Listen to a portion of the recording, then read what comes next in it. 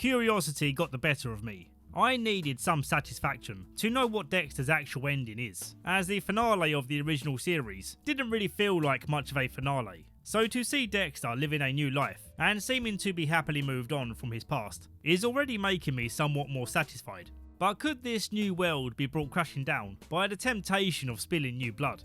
Well, let's find out.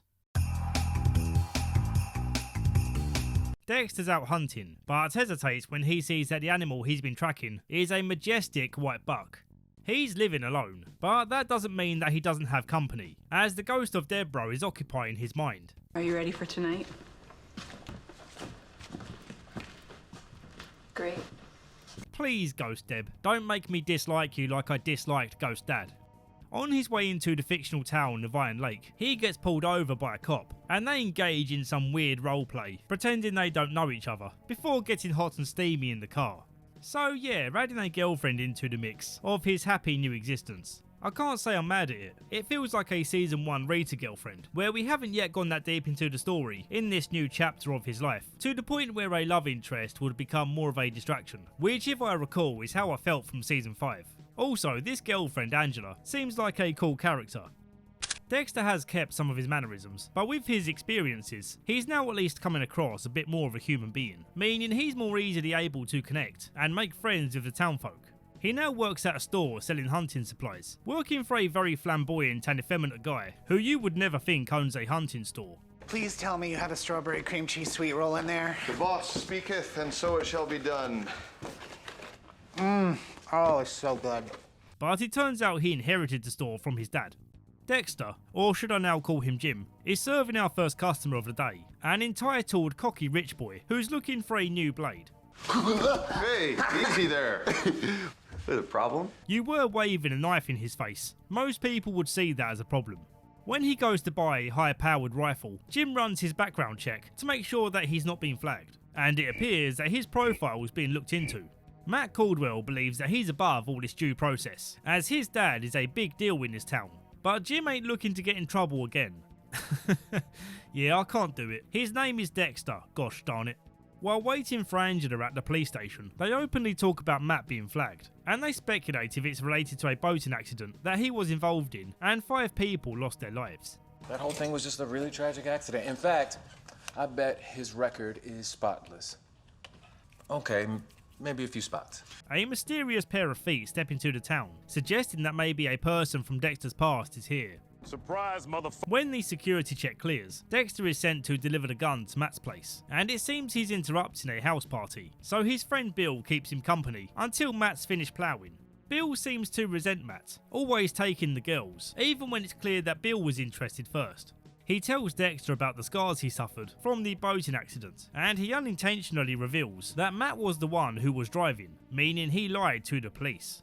Realising what a dick Matt is, Dexter envisions clocking him on the nose, but reason prevails, and he walks away back home. But then as he's about to walk in, he sees someone rifling through his kitchen, so he arms up with an axe to take out this intruder, but it turns out to be Harrison. Ghost Deb warns him not to let his cover be blown, as the very reason he ran away was to protect Harrison. So he denies being Dexter Morgan, and sends Harrison on his way with some bus fare. You look just like I remember. Just have one of those faces, I guess. If you don't want me, f***ing say it.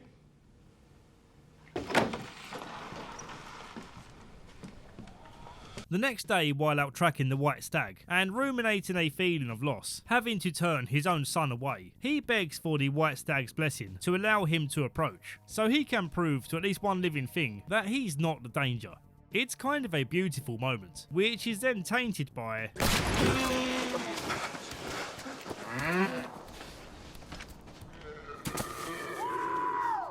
Yep, it was Douchey McDouchington, so Dexter clocks him, for real this time. It's been a long time. Feeling a little rusty, he tries his best to resurrect his cover-up skills, before then taking him to a kill table. Weirdly, I was kind of buzzing to see him back in action, despite my complete fatigue for this ritual by the end of the original series. He's a bit hesitant to give in to his temptation after 10 years of being clean, but ultimately, Matt is the biggest douche in the universe, and needs to be taken out. Life is short, dude. Realising that some things can't be left in the past, he catches Harrison at the bus stop and reveals that he is his father. Harrison accepts Dexter's invite to come back home, and we'll find out if their relationship recovers in the next episode. It's been 10 years, so Dexter isn't sure how to communicate with his own son, awkwardly offering him the same pancakes that he used to make for him as a kid. Yeah, I'm not 5 anymore. Maybe a sandwich. One sandwich. Coming right up. They soon skip past the pleasantries to address the elephant in the room, which is Dexter owing Harrison an explanation for why he faked his own death. Harrison recounts the trauma of finding a letter that Dexter wrote to Hannah revealing that he's still alive. A moment that was extra painful as Hannah, who became his stepmom, just died of cancer. Pancreatic.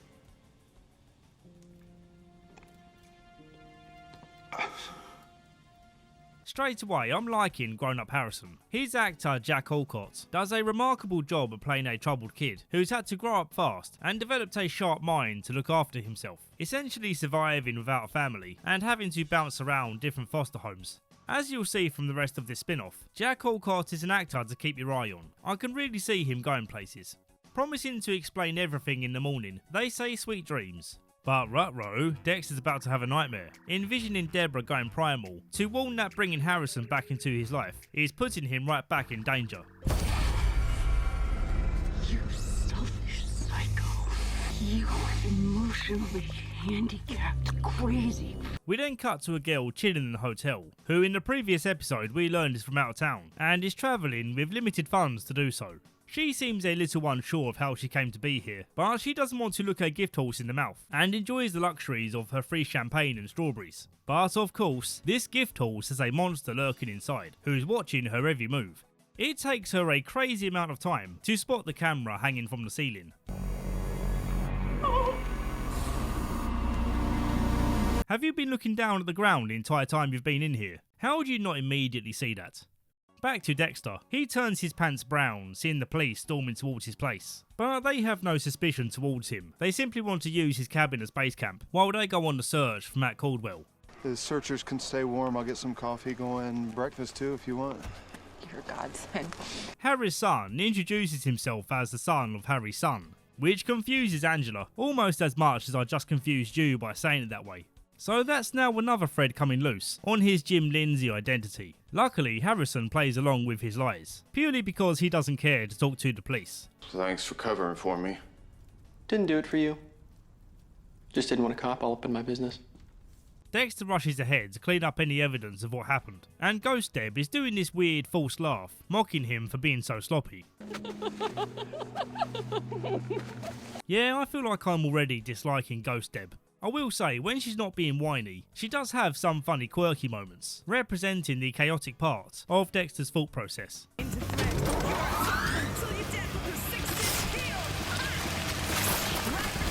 Back to a character I do like. Harrison and Dexter appear to be having a bonding moment, but then Dexter makes the insulting assumption that Harrison is probably an outcast like him, who's too shy to talk to girls. Yeah, I survived the last 10 years without you, Jim. I think I can go 2 more hours.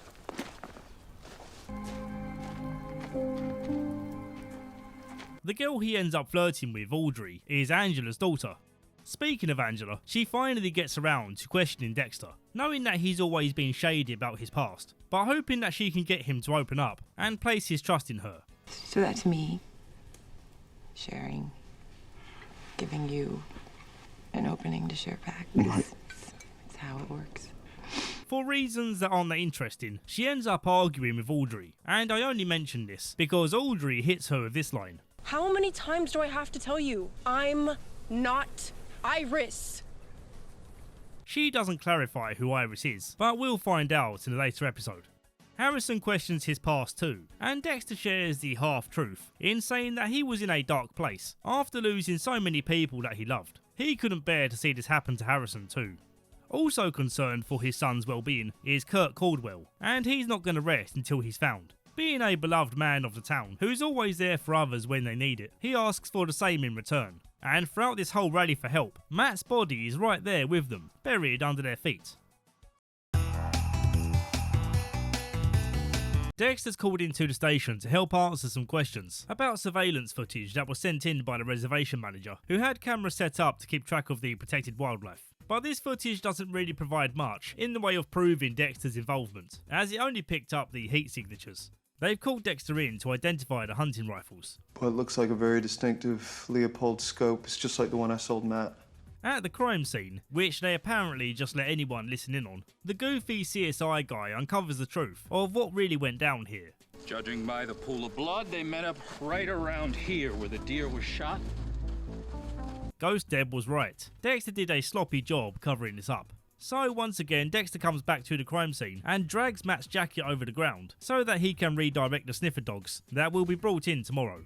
With their arrival comes a new character, a true crime podcaster who's come all the way here from Los Angeles to make content about a case that's not even been confirmed as a murder yet, or really anything outside of the ordinary for a fairly fresh missing person case. The man who's watching the hotel girl suits up in his winter hunting gear and buzzes her door open, giving her the false hope of freedom just so that he can shoot her dead, for whatever thrill this gives him. He then embalms her body, for a reason that I'm sure we'll come to learn. They get Harrison into the local school, and he hangs around the popular kids, as he already knows them through Audrey, but he soon realises they're bullies, so instead he makes friends with the anime kid, who they've been catfishing. To get revenge, they send an edited video to the bully, depicting him as doing something very terrible to a goat. The bully goes to retaliate, but Harrison grabs him by the throat, and threatens him to leave the anime kid alone. Later on FaceTime, he sees that the anime kid has some troubling drawings, showing what he would like to do to the bullies. Sometimes I just want to burn it down. Burn the whole school down to the ground. Dexter decides the best place to move the body to is the abandoned mines, but while exploring for a dumping spot, he gets chased out by a bear. Which is funny because earlier he made this comment. It's remote, plenty big, filled with tunnels. Goldilocks. I think it's just right.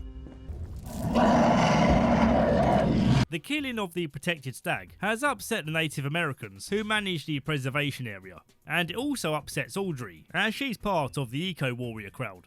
By the way, this spin-off has a lot of focus on environmental messages and activism, especially when it comes to the young characters. There's nothing wrong with this, but I don't really feel like it's important to Dexter's story, hence why I'm not really focusing on it.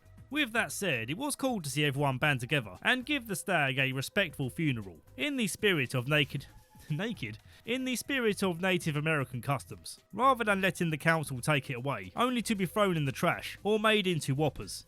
This gives Dexter the idea to burn Matt Caldwell's body in the town's massive incinerator. Seems like a dangerous thing to leave unattended, where the public can come and go as they please. On the way home, he sees Kurt stumbling out of a bar, and instead of mourning, he's celebrating, saying that he just spoke to Matt on the phone. So now Dexter's wondering why Kurt would lie about Matt still being alive.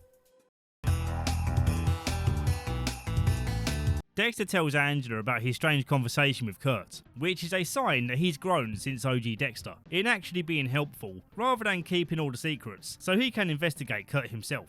I mean, he will still investigate Kurt himself. He's not a completely changed man. When questioned, Kurt says that Matt called him from a hotel, but Angela still finds it strange that whenever she calls, his phone is always off, and she won't be satisfied until she hears from him herself. Man, he acts like a teenager, but he's a 30-year-old man, and at some point you gotta let him go, right? Keeping an eye on Kurt, Dexter notices him approaching another young girl in a cafe. We get a pivotal moment in this episode, where Harrison checks out Molly's podcast and learns all about the Trinity Killer and how his kills match what happened to Rita. Her colourful dialogue bringing up traumatic memories. Crawling in a pool of his mother's blood. How f***ed up is that kid now? Am I right? Shortly after, the parents get an emergency alert from the school. Harrison got stabbed as he took down the anime kid, who was about to burn the school down to the ground. I don't believe I can say what his actual intentions were. No one witnessed the stabbing, so the police take Harrison at his word, and the evidence seems to add up. But then Dexter notices that the stab wound doesn't match his story, and the blood spatter on the scene suggests that the anime kid was the victim. Ghost Deb suggests that Dexter might be jealous of Harrison for being hailed as a hero. That's what Dexter always wanted for himself. And this is when we get that out-of-pocket cutaway that really caught me off guard.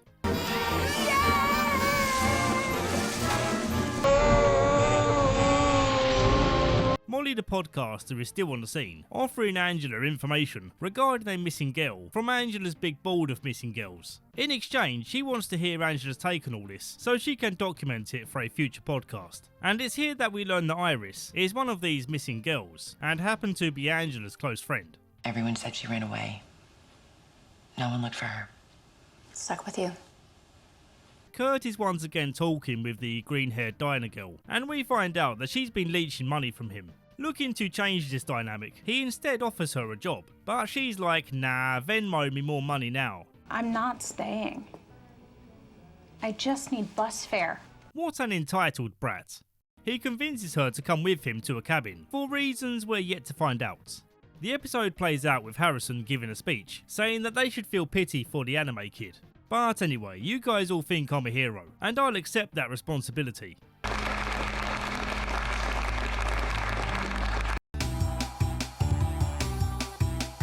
As a professional assessor of all things Dexter, I want to give a compliment sandwich regarding the title cards and credits. The first slice of compliment is to the end credits. I like how each episode has different visuals tying into the respective episode, and for this one in particular, it features a song by Michael C. Hall's band. This is how I found out he even has a band, called Princess Goes. I wanna soar through candy canyons. Now for a slice of criticism. The title cards feel incredibly corny and ill-fitting for the show's vibes. This would be more fitting on a cheap slasher film.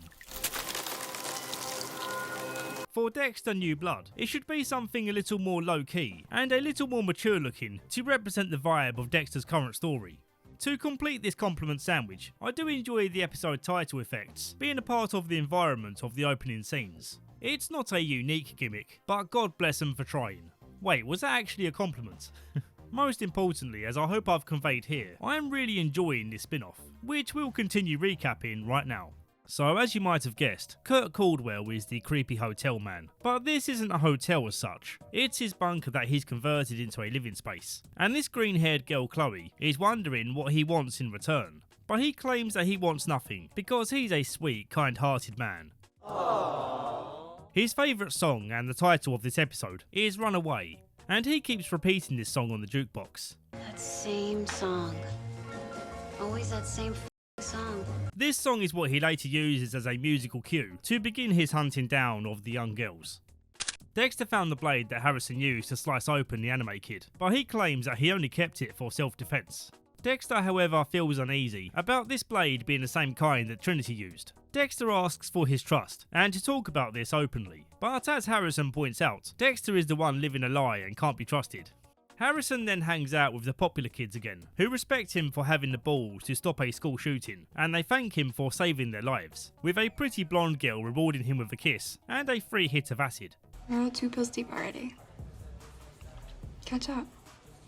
His trip ends up being a pretty bad one, carving up a girl's foot on request, and then he decides to take something else, with little hesitation. While being extra high, he crashes out emotionally, before then crashing out physically. Wake up! Wake up, Harrison! Oh my god. Harrison, wake up! Officer Logan arrives on scene and manages to bring Harrison back to life. I'm fine. Everyone can relax. Chloe also takes far too long to notice the camera on the ceiling with the bone-chilling message, and she believes that seducing Kurt will be her ticket out of here. But he protests, saying it's not about your tig old bitties, it's about the thrill of the kill. She breaks the rules of his game by not running away, and his intense reaction to this not going the way he needs it to is very interesting. No, this is not the way it's supposed to happen. No! No. Honestly, he's a great villain. You never truly feel like you understand his motives, yet they give you enough information to understand why he's messed up. Dexter wants revenge on the drug dealer and goes to take him out in broad daylight, but right at the moment when he goes to inject him, the police turn up. So with some quick thinking, he starts beating him to make this the reason why he's out cold. Hey, stay away from my son! I find it hilarious that they handcuff the dealer, but they don't cuff the guy assaulting him. I would have thought that's breaking some serious code. Angela goes to a conference hosted by Angel Batista, giving advice on how to handle missing person cases. She meets him at a bar for a more personal consultation, and this might seem like a needless cameo, but he'll play a pivotal role later on. He does happen to mention the tragic death of his former co-worker Dexter Morgan, and he fondly remembers his son Harrison.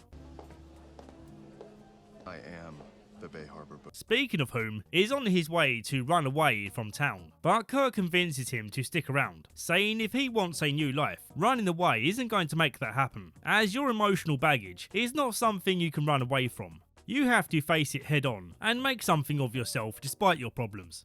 Hell yeah, Kurt. If you weren't a deranged killer, you'd be a great guy.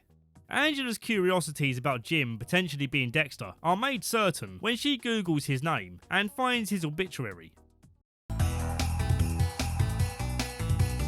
Harrison apologises for being so grumpy since arriving here and says that he now feels positive in taking on a part-time job from Kurt. But Dexter doesn't share that positivity, not entirely trusting Kurt. Right now, Harrison feels that Kurt's being the better father figure. You abandoned me and now you get to make all my decisions. We get a grim glimpse into the mindset of Kurt, who's deeply upset that Chloe's face was ruined in the hunt, wanting to preserve what they look like in their final moments, hence why he opts to shoot them in the back. Fucking waste.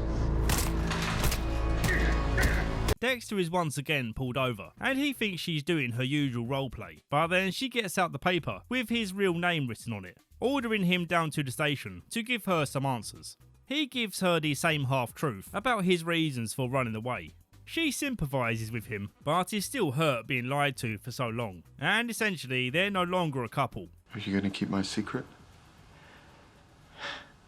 Oh God, just go. He insists on taking Harrison to a joint therapy session, but I don't really see why he's bothering, as he can't be honest about his past. And without being open and honest, therapy is a waste of time.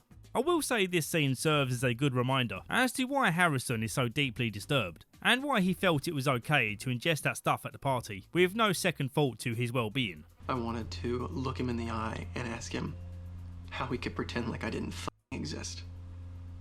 Maybe that's why I got high too. Forget all this shit for a while. Angela finds it suspicious that Kurt called off the search for Matt right as they were about to search the mines. So she searches the mines anyway, with another officer called Teddy. They don't find Matt Caldwell, but they do find Iris, and she calls on Dexter to get his forensic expertise. Dexter wants to know why Molly is talking with Kurt, so he sneakily leaves his phone recording next to them so that he can listen to it later on. In this conversation, Kurt reveals that he lied about Matt being out of town. He's actually hiding out in his bunker until the heat dies down. He invites Molly to come interview him, so Dexter now knows that she's in trouble. He drops by just in time, pretending to be a good neighbour checking in. Kurt tries to politely shoo Dexter away, but he barges past anyway to check out the room. This place is a beaut. The door locks from the outside. A camera. He likes to watch. Kurt plays this off as Matt suddenly leaving, without giving him a heads up. Harrison is on the school wrestling team, and he's already their champion for a tournament, going up against rival school Moose Creek. After a dirty play by Moose Boy, Kurt tells him to go for blood, and so he does, not letting up on the submission and breaking the kid's arm. Dexter goes down to push Kurt away, but Coach breaks them up. What's wrong with you? Jim, the two of you need to go now.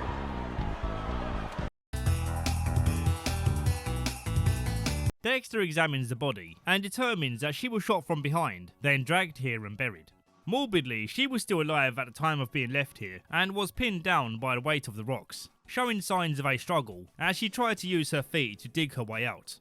He also sees a piece of human skin stuck in her teeth, which they might be able to get DNA from.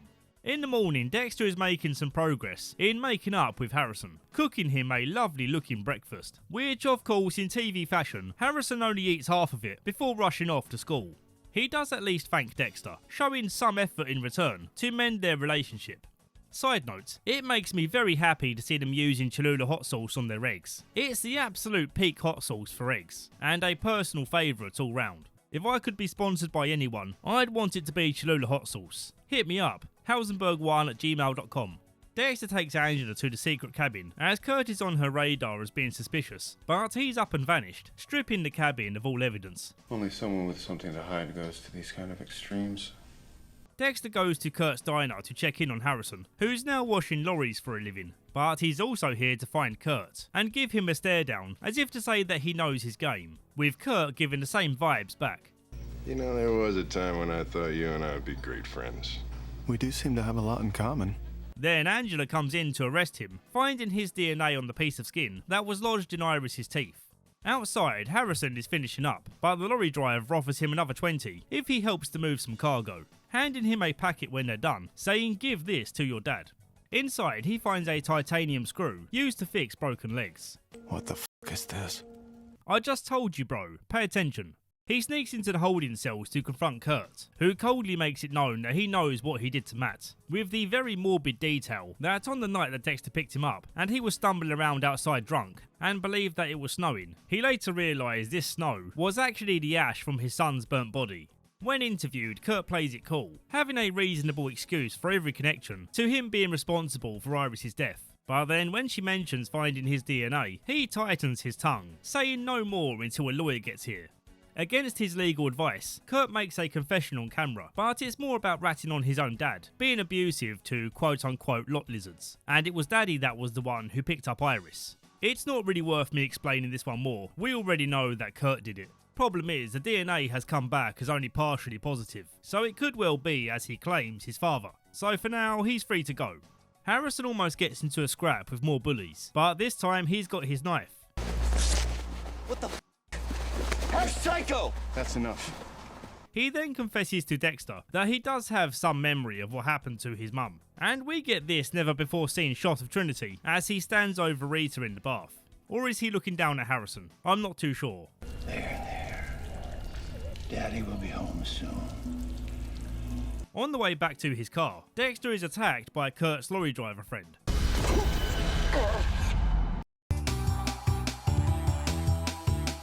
While passed out in a pickup truck, Dexter dreams of Harrison going full Dexter mode and killing all the bullies. And once again, let me take the opportunity to give some praise for the acting on display here.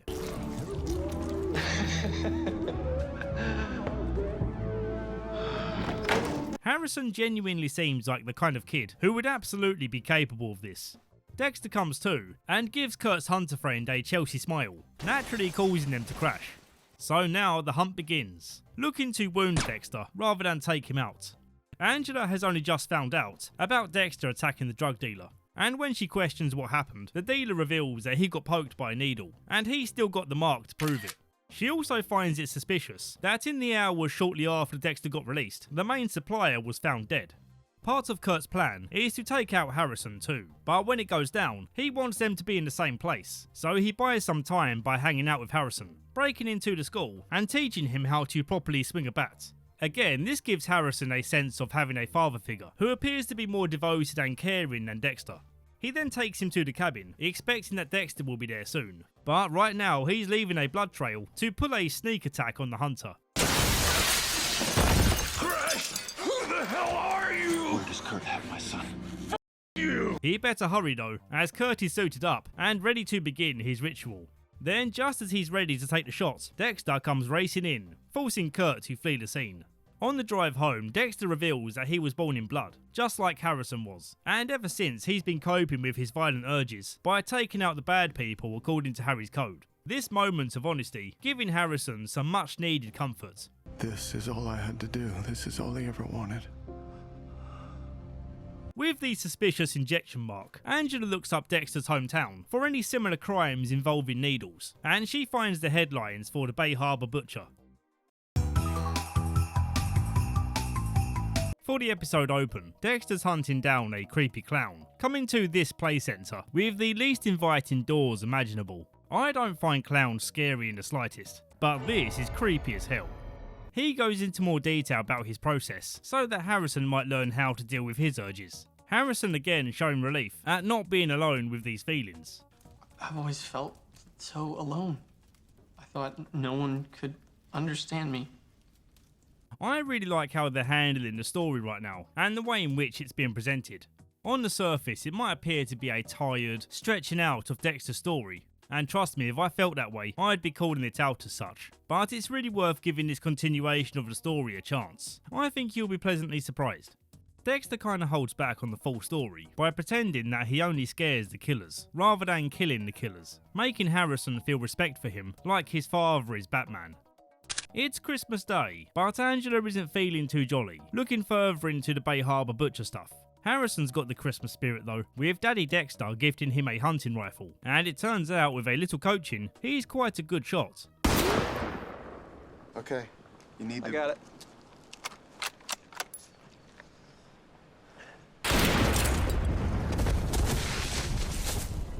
They go on to talk about handling Kurt outside of the law, as Dexter doesn't want to incriminate himself.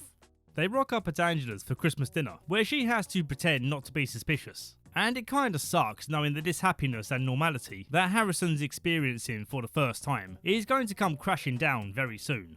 Bringing down the Christmas spirit, Kurt pops in for a visit, on the pretense of being here for well wishes. If I'd known you guys are gonna be here, I would have brought you two a little something as well. Ah. Well, peace be with you. And also with you. They make their excuse to leave to deal with the Kurt situation, promising to come back later. While using the drone to find Kurt, Harrison shares his fantasies of one day killing Trinity, not knowing that Dexter's already taken care of it. You know, he just up and disappeared.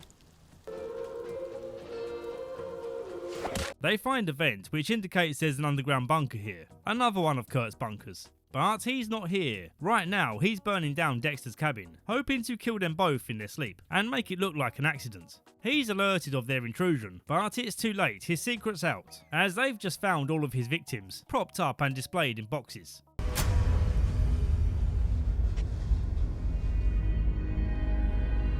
Harrison asks Dexter outright if he's a serial killer, because right now the level of justice that Kurt deserves is one where he ends up dead. And it's here where Dexter admits that he took care of Trinity.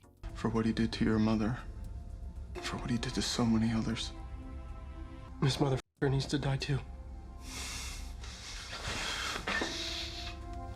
Right as Kurt's about to pack up and leave, Dexter needles him, taking him back to the trophy room to do his usual routine. One of his final statements to try and justify his crimes is that he was actually saving these girls from being beaten up, living their life on the road, which doesn't at all apply to Molly. Harrison watches Dexter's process and learned this way of coping, funneling the urges using the code. They come back to the cabin burnt down, with Angela on the scene, who's still having to pretend that she doesn't know what Dexter did. But later on back home, she opens up a letter from Kurt, proving that Dexter killed Matt.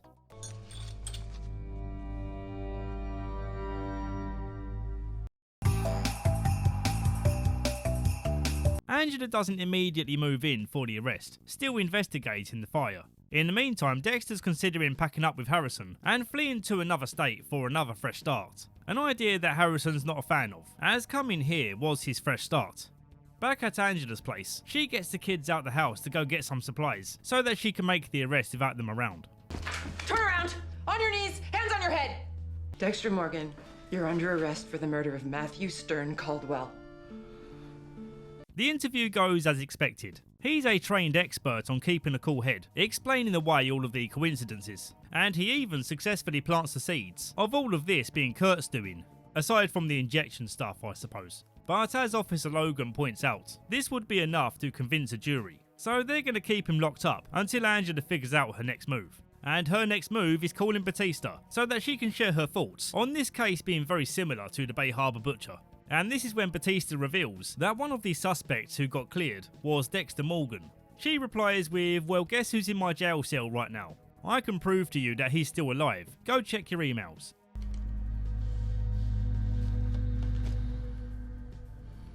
When was this taken? Last month. He says, okay, we need to work together. I'll see you tomorrow.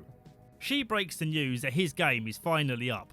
For real this time, it's over. She knows that he's the Bay Harbor Butcher. His final move to prove Kurt's guilt is offering the location where he's keeping all of his victims in his creepy as hell trophy cabinets. With Angela driving out to the bunker, he knows that he's on borrowed time. So Dexter makes the next move in coldly taking out Officer Logan, then calling Harrison to get packing quick. My truck is in Angela's driveway, the key's in the cup holder. Meet me where we found the white deer. I got it.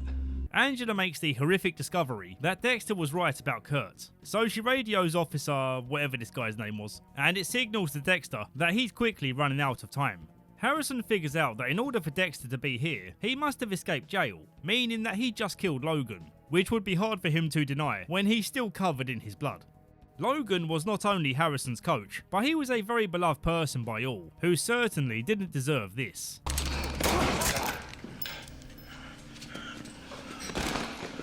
Also, Harrison comes to the realisation that he's not like Dexter because of what happened to Rita. He's a messed up boy because his own father abandoned him. And now that Dexter's standing here covered in the blood of an innocent, he sees what a terrible person he is, and truly deserves to be taken out for all of the deaths that his family has endured because of his actions. Open your eyes and look at what you've done!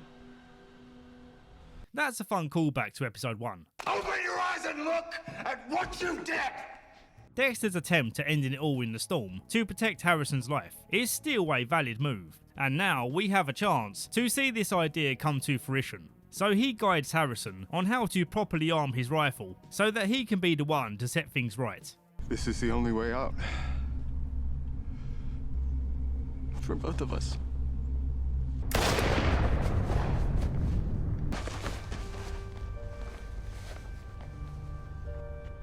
A way better ending than what we got before. This should be how Dexter's story ended. But as we now know, the studio couldn't help themselves, and they've brought him back for Resurrection, which as I've heard is actually a good thing, as Dexter Resurrection is supposedly peak. I guess I'll be finding out for myself soon.